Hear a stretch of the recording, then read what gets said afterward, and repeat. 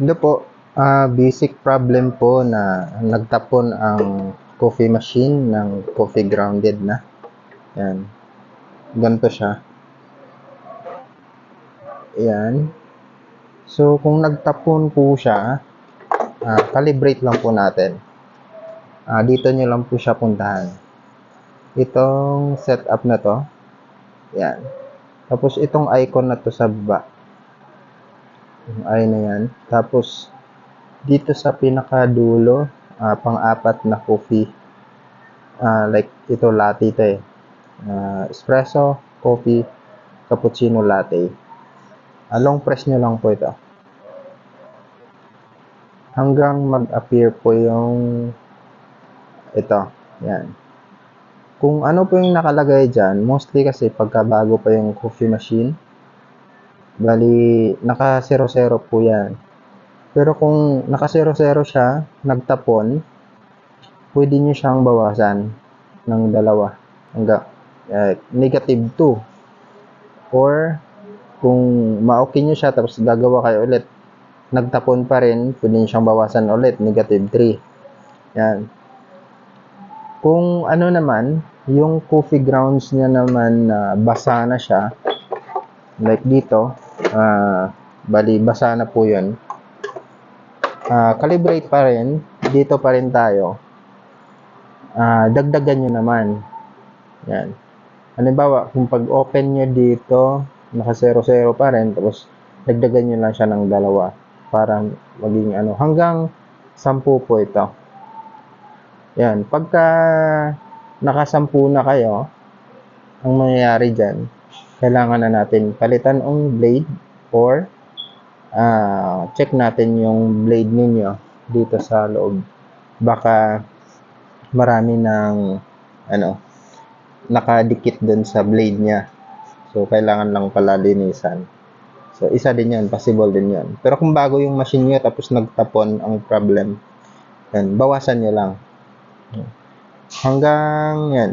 Ano naman to. Pero mostly kasi nasa lang negative.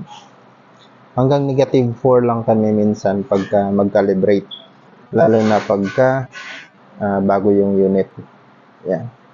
So, ito dapat naka 40 ito. So, ibig sabihin, yung 40 dito, bali mag-appear yung coffee grounds nyo na malinisan pagka naka 40 yung ninyo gawa. Yan. Pwede nyo kasi siyang i-off, pero panay siya appear pagka naka-off po ito, or hindi nyo na malalaman. Hindi siya panay appear. Bali, hindi nyo na siya malalaman na napuno na yung o wala siyang indicator na, lalo na ito, may certain lang to na pagka ganitong gamit ninyo, mga na 10 yata. Pero kung yung waste drawer nyo na malaki, yan, yan, parang mapupuno siya pagka naka-off ito. Yan. So, balik lang natin to. Nakaset kasi to sa 6 na. Yan. Yan. Ganun lang. Okay nyo lang yan pagka puntahan nyo lang siya. Set up. Tapos itong icon na to. Yan. Tapos, long press nyo lang siya. Yan. Kaya, dagdagan nyo, bawasan nyo lang pagka nagtapon siya. Ang na ito, ibig sabihin pala, so, marami yung ginagrind niya dun sa blade natin, sa grinder natin. So, parang binabawasan lang natin. Yan. Tapos, after nyan, check nyo din dito.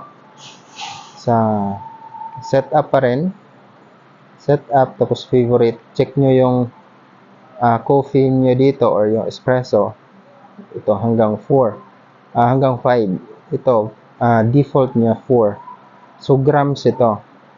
Number 1 dito, 3 grams. Hanggang 5 lang po ito.